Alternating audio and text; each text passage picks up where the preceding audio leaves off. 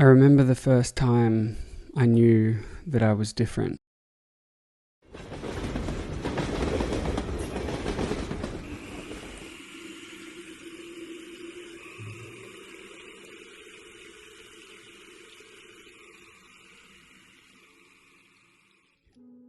I was 8 years old, sitting in the passenger seat of my mum's car out the front of a shopping centre, repetitively touching the front dashboard, blinking in a certain pattern, saying the word God over and over again. Mum looked at me and said, "What are you doing?" And I replied, "I don't know, but I always feel upset." We went to the doctor, and I still remember to this day that they told me I had obsessive-compulsive disorder and acute anxiety. I had no idea what that meant at the time. I just remember walking out the front, looking up at my mum, who had tears in her eyes, and asked her, "Why is my brain broken?" From that moment, I felt exposed. I had no idea what was going on, but what I did know is that the barrage of debilitating inner thoughts and feelings had become outwardly visible, and I was determined to not let anyone else see the monster that lived inside of me. I was petrified of professional help because in my mind, they had just confirmed my worst fear. I was a bad person, I was a crazy person, and I was alone. Unfortunately, that was just the start. That day was the beginning of what has been a lifelong journey with mental health issues. For the next 2 decades, things would get worse and worse as I became better and better at hiding behind a mask.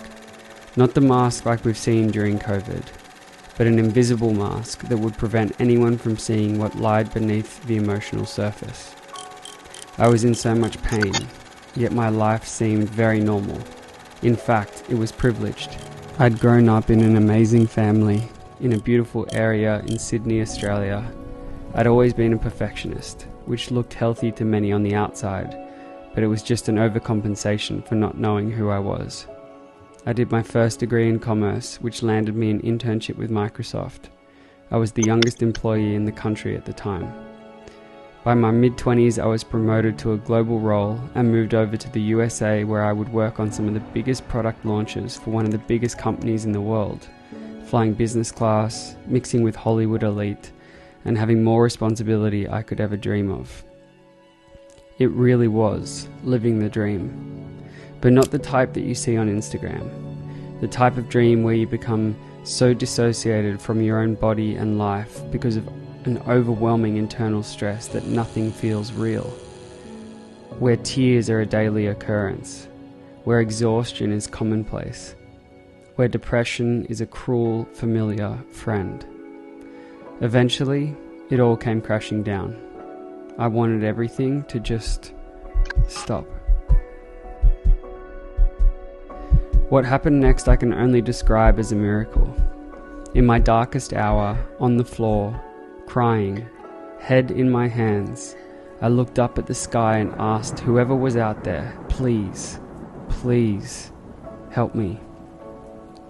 I stumbled upon a YouTube video of a young guy in his bedroom recording a message with his webcam.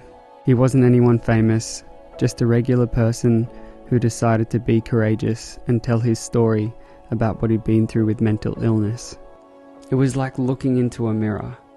For the first time in my life, someone was putting words to the thoughts, sensations, and feelings that no one had ever done before. He was being so vulnerable and so real. In a single moment, my greatest life's need was met, to finally feel understood. For someone to say, "I get it." It was like for the first time ever, someone had come along and whispered in my ear, "There's nothing wrong with you." I witnessed the power of authenticity and how it can release us from a lifetime of shame and guilt, confusion and loneliness. Through the courageous raw truth of others, we realize we are all human. It's like the most powerful anti-inflammatory known to man. Feeling understood may not take our problems away, but it can allow us to make peace with and make sense of our own story. to start putting the pieces together, build a new relationship with ourselves, and believe that a new reality is possible. To have editing capabilities over the lead protagonist in our own narrative, instead of it being inked in pen and destined for a lifetime of pain and misery. That one person changed everything for me. It wasn't as if in the blink of an eye, everything just got better. In some ways it became harder, but it was a new type of hard. This time it was healing, not hurting. My mind was no longer tearing down, it was shedding the layers that no longer served me so I could re-emerge as the version of myself I had so longed to be.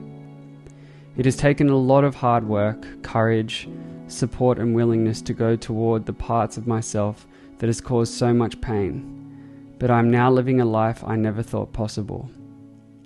For the rest of my life, my mission is to help as many people as possible feel understood and learn how to cope with the inevitable challenges that arise with our mental health. Nothing is more precious than our mind. So here I am, not hiding, wearing my heart on my sleeve, so I can be the person who helped me for someone else. And that starts with you.